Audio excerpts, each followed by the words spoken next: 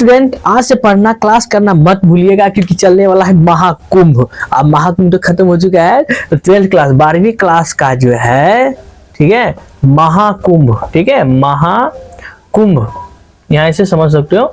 महाकुंभ जो है क्लास आपका जो है ऑनलाइन शुरू हो चुका है।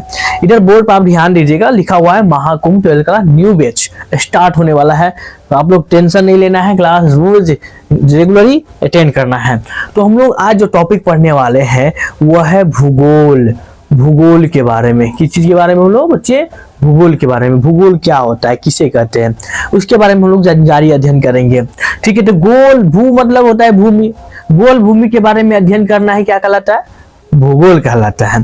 ओके, टेंशन नहीं लेना है आपको, हम समझ इतना गहराई से समझाएंगे जैसे कि कोई प्रॉब्लम ही नहीं होगा, कोई दिक्कत नहीं होगा।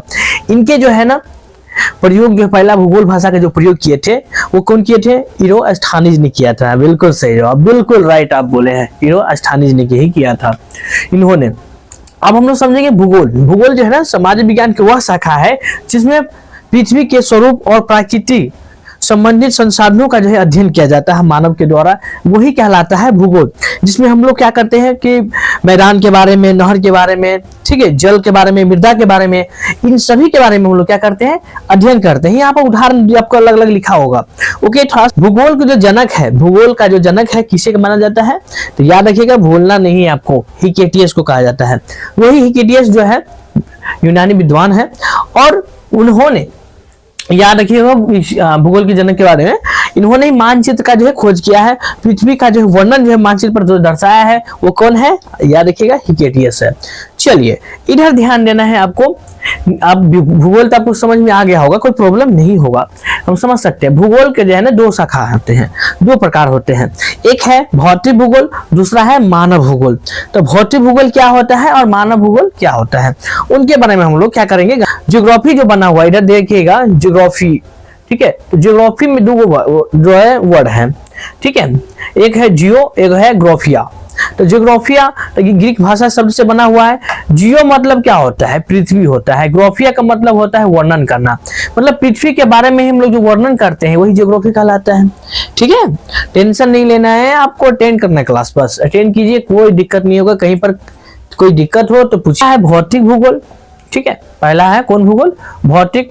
दूसरा ध्यान दीजिएगा आपका इधर लिखा हुआ है मानव भूगोल। भौतिक भूगोल और मानव भूगोल क्या होता है, तो भूगोल की वह शाखा है जिसमें भौतिक पर्यावरण का अध्ययन किया जाता है। ठीक है, भूगोल की वह शाखा है जिसमें भौतिक पर्यावरण का अध्ययन किया जाता है, वही कहलाता है आपका भौतिक भूगोल। जैसे कि इसमें यह उदाहरण यहाँ पर नीचे लिखा हुआ है भौतिक भूगोल का, इधर ध्यान दीजिएगा। तो क्या क्या, इधर ध्यान दीजिए, थोड़ा सा बैकअप नीचे कर लेते हैं इसको। हाँ, तो क्या क्या है ध्यान दीजिए, कौन भूगोल है, भौतिक भूगोल। तो इनके उदाहरण आपको जो है प्रकृति से संबंधित हो गया, नदी हो गया, मैदान हो गया, मृदा हो गया, ठीक है, जलवायु हो गया, भौतिक आकृति हो गया, ये सब कहलाएगा है ना भौतिक भूगोल। अब हम लोग समझेंगे मानव भूगोल, जिसमें प्रकृति संबंधित घटनाओं का अध्ययन मानव करता है, वही होता है मानव भूगोल कहलाता है। अब जैसे कि नहर के बारे में, नगर के बारे में, गाँव के बारे में जो हम लोग अध्ययन करते हैं, रेल मार्ग के बारे में, जाल के बारे में, उद्योग के बारे में, ठीक है, ये जो अध्ययन करते हैं वही क्या कहलाता है, मानव भूगोल कहलाता है। ओके बच्चे, कोई डाउट कोई दिक्कत होगा पूछिएगा। भूगोल का जो उद्भव हुआ था, मानव भूगोल का जो उद्भव हुआ था 18वीं शताब्दी में माना जाता है। कौन शताब्दी में, 18वीं शताब्दी में जो है माना जाता है। ओके, मानव भूगोल की जो जन्मदाता है वो फ्रेडरिक रेटजेल को माना जाता है। उन्होंने एक पुस्तक की रचना की है, एंथ्रोपोजियोग्राफी। ठीक है, रेटजेल के अनुसार मानव भूगोल किसे कहते हैं, रेटजेल के अनुसार मानव भूगोल क्या होता है, तो मानव भूगोल मानव समाज धरातल के बीच के संबंध का अध्ययन है। ठीक है, रेटजेल कह रहे हैं कि मानव भूगोल जो है ना, वो मानव भूगोल मानव समाजों और धरातल के बीच का क्या है, वो संबंध है। ठीक है, वही क्या कहलाता है, मानव भूगोल कहलाता है, ये रेटजेल कहते हैं। आगे मानव का प्राकृतिकरण से हम लोग क्या समझते हैं, मानव का प्राकृतिकरण से आप क्या समझते हैं, क्या होता है। तो देखो याद रखिएगा आप लोग हमेशा, पहले के समय में हम लोग जो थे वो क्या थे, आदि मानव थे। ठीक है, हम लोग क्या थे, भगवान पर आश्रित थे। ठीक है, देवी देवताओं को पूजा पाठ करते थे। तो हम लोग क्या थे कि एक प्रकार से कहा जाए तो अपने आप को जो है ना भगवान प्रकृति को सौंप दिए थे, है कि नहीं। तो क्वेश्चन है, मानव का प्रकृतिकरण का मूल अर्थ होता है प्रकृति द्वारा मानव को क्या करना, नियंत्रित करना, प्रकृति के द्वारा। ठीक है, प्रकृति मतलब अपने प्रकृति का हम क्या बन गए थे, दास बन गए थे, गुलाम बन गए थे।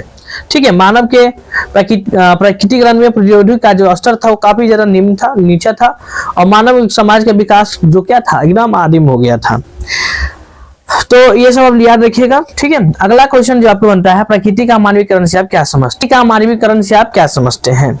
तो प्रकृति का मानवीकरण का मूल अर्थ है कि प्रकृति को मानव के द्वारा क्या करना, नियंत्रित करना, अपने कंट्रोल में कर लेना, सुविधा अनुसार। आप जैसे कि आपको जरा गर्मी लगता है तो ढाई जाकर पंखा ऑन कर देते हैं, तो क्या कर लेते हो आप, प्रकृति को अपने अनुकूल कर लेते हो, ठीक है। आपको जैसे कि पैदल जाने में बहुत ज्यादा समस्या होता है, तो क्या करते हो आप लोग, ये तो साइकिल है तो ढाई कीजिएगा तो बहुत लेट पहुंचिएगा, लेकिन अगर उसी जगह प्लेन पकड़ लीजिए हुई दानी पहुंच जाते हैं कि नहीं।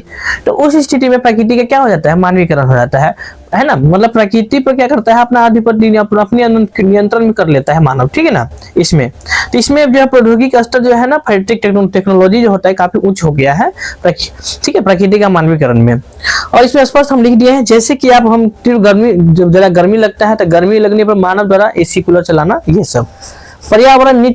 पर्यावरण नीचवाद से आप क्या समझ, नीचवाद क्या है? तो पर्यावरण नीचवाद जो होता है एक प्रकार का मानव भूगोल का ही विचारधारा है, याद रखिएगा, मानव भूगोल का ही विचारधारा है, ठीक है। मानव भूगोल का क्या है, विचारधारा है, जिसके अनुसार मानव भौतिक पर्यावरण में किसी प्रकार का परिवर्तन नहीं कर सकता है, अपने अनुकूल कुछ नहीं कर सकता है, ठीक है। भौतिक पर्यावरण में किसी प्रकार का परिवर्तन नहीं किया जा सकता है। पर्यावरण ही मानव भौतिक और बौद्धिक विकास का क्या करता है, वो तय करता है।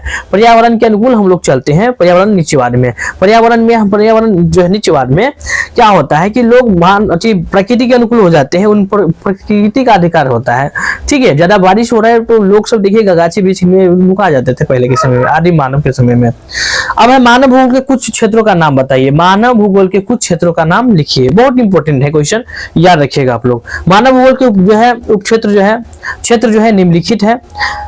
पहला है व्यवहारिकवादी भूगोल, समाजवादी कल्याण भूगोल, सांस्कृतिक भूगोल, सैन्य भूगोल, ठीक है। यहाँ पर ध्यान दीजिएगा, संसाधन भूगोल, ओके।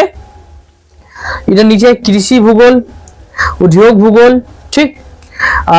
व्यापारिक भूगोल हो गया आपका, व्यापारिक भूगोल, फिर हो गया प्रयत्न भूगोल आदि। संभववाद से आप क्या समझते हैं? संभववाद क्या है? संभववाद में जो है ना, लोग प्रकृति को अपने नियंत्रित में कर लेता है, ठीक है। इसके अंतर्गत प्रौद्योगिकी की सहायता से, टेक्नोलॉजी की सहायता से पर्यावरण को उपलब्ध करवाता है, संसाधनों में वृद्धि करता है, ठीक है। यानी कि मानव प्रकृति के अनुकूल क्या कर लेता है, अपने अंदर में कर लेता है, ठीक है। वो स्वयं अपने आप को ढालता नहीं प्रकृति के अनुकूल, प्रकृति में परिवर्तन करता है, ठीक है। ज्यादा गर्मी लग रहा है, ढाई दिन पंखा चला लेना, ठीक है। अब जैसे कि टेक्नोलॉजी के अभी समय में सेल्फी लेने के लिए मोबाइल का यूज करते हैं लोग, पहले के समय क्या चीज का यूज करते हैं, ओके। आर्थिक भूगोल के 3 उपक्षेत्र का नाम लिखें, बहुत इंपॉर्टेंट प्रश्न है, इसको याद कर लीजिएगा। आर्थिक भूगोल के जो है 3 उपक्षेत्र जो है निम्नलिखित है। पहला आपका जो है संसाधन भूगोल हो गया, कृषि भूगोल हो गया, उद्योग भूगोल हो गया, 3 गो है, ओके। चलिए चलते हैं नेक्स्ट अगला प्रश्न पर।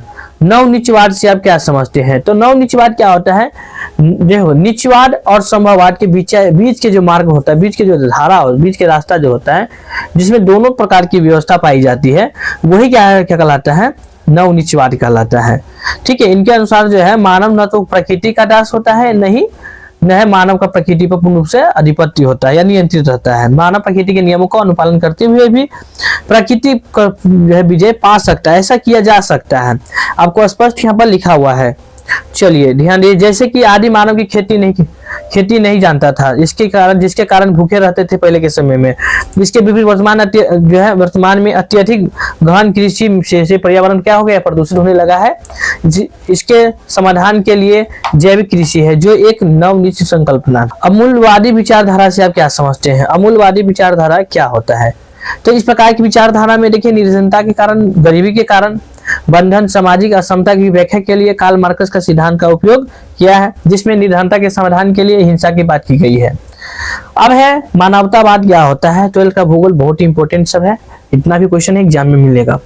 मानवतावाद यानी कि जो है ह्यूमनिस्ट क्या होता है? तो मानवतावाद से आप क्या समझते हैं? मानवतावाद जो है मानव मूल्यों और चिंताओं पर ध्यान केंद्रित करने का एक अध्ययन होता है, विश्लेषण होता है। मानव क्या करता है, नई बदलाव जो करता है, ठीक है, जैसे शिक्षा की दृष्टिकोण से होना चाहिए, ठीक है, जिसमें छात्रों को साहित्य, सामाजिक, सांस्कृतिक, प्रायोगिक पर अच्छा आधार, अच्छा ज्ञान जो है मिले, इस पर जो है दृष्टिकोण लगाता है, यही मानवतावाद कहलाता है। मानव जो अपने नए गुणों के बारे में अध्ययन करवाता है, नए विचार उत्पन्न करता है, यही मानवतावाद कहलाता है। हम समझा दिए हैं। मानव के प्रकृतिकरण की व्याख्या कीजिए। ठीक है, एक बार आप लोग देख लीजिएगा कि मानव के प्रकृतिकरण का अर्थ है प्रकृति द्वारा मानव को क्या कर लेना, नियंत्रित कर लेना। प्रकृति के द्वारा मानव के ऊपर नियंत्रित कर लेना, अपने अनुसार प्रकृति के अनुसार चलना, अपने आप को ढाल लेना प्रकृति के अनुकूल। मानव प्रकृति का प्रौद्योगिक स्तर काफी ज्यादा क्या था, निम्न था। ठीक है, उस टाइम में कुछ विकास नहीं हुआ था टेक्नोलॉजी का। मानव समाज के विकास की अवस्था में क्या थे, वो बहुत ज्यादा आदिम हो गए थे। मानव प्रकृति के सुनता था, प्रकृति की स्वतंत्रता से डरता था, उनकी ही पूजा वो करता था। नीचे आ जाइएगा, थोड़ा सा नीचे आ जाना है आपको। यानी कि हम कह सकते हैं कि मानव प्रकृति का क्या था, एक प्रकार का गुलाम था। वह प्रकृति में किसी प्रकार की परिवर्तन नहीं कर सकता था। इस प्रकार प्रकृति सक्रिय था और मानव निष्क्रिय था। मानव ने अपने को प्रकृति के अनुसार क्या कर लिया था, ढाल लिया था। इसी कारण मानव और प्रकृति के बीच एक घनिष्ठ संबंध जो है बन गया था। नीचे आपका जो क्वेश्चन है वो मानव भूगोल के विषय में संक्षिप्त में टिप्पणी करना है। मानव भूगोल से आप क्या समझते हो? मानव भूगोल का मूल अर्थ यही होता है, मूल अर्थ मानव की तरह प्रकृति से संबंधित घटनाओं का अध्ययन करना है। मानव भूगोल के विषय में बहुत जो है विस्तृत से समझाया गया है, जिसमें भौतिक परिवेश में सम्मिलित है। मानव भूगोल में भौतिक परिवेश की घटित जो है व्याख्या दो वर्गों में विभाजित किया जा सकता है। जैविक अजैविक घटित अक्षांश देशांतर से भी विशिष्ट क्षेत्र है अथवा स्थान के समान जलवायु वनस्पति के बारे में पूर्ण जानकारी इसमें मिलती है। जलवायु भौतिक परिवेश में सर्वाधिक महत्वपूर्ण घटक भी है। मानव पर जो है जलवायु का प्रत्यक्ष प्रभाव सबसे अधिक पड़ता है। यहाँ पर आप लोग देख लीजिएगा, नीचे में आपको पूरा लिखा हुआ है। ठीक है, जलवायु मनुष्य के खान पान, रहन सहन, अधिवास, इस सब पर भी बहुत डिपेंड करता है। ओके, इस पर प्रभाव डालता है। देखिए मानव जो है ना प्रकृति के वनस्पति के कुछ प्रकार की खेती माध्यम से भी नियोजित करता है। मानव का भोजन जो है निर्माण जो होता है, गृह निर्माण सामग्री जैसे कि मूलभूत जो वस्तुएं होता है मानव का, वो प्रत्यक्ष रूप से वनस्पति से संबंधित होता है, पर्यावरण से ही संबंधित होता है, पेड़ पौधे से संबंधित होता है। मानव पशु को भी जो है पालतू बना देता है, उनके दूध और मांस, चमड़ी आदि के भी प्राप्त करते हैं। अतः मानव भूगोल के विषय में व्यापक और रुचि कर सकते हैं, जिसके अंतर्गत विभिन्न प्रकार की जो है प्राकृतिक चक्र जैसे कि जलवायु चक्र हो गया, मानव चक्र हो गया, नियंत्रित चलती रहती है। ओके, तो आज के लिए इतना ही। आपका चैप्टर वाला जो चैप्टर हो गया खत्म। मिलते हैं नेक्स्ट वीडियो में। Okay bye, take.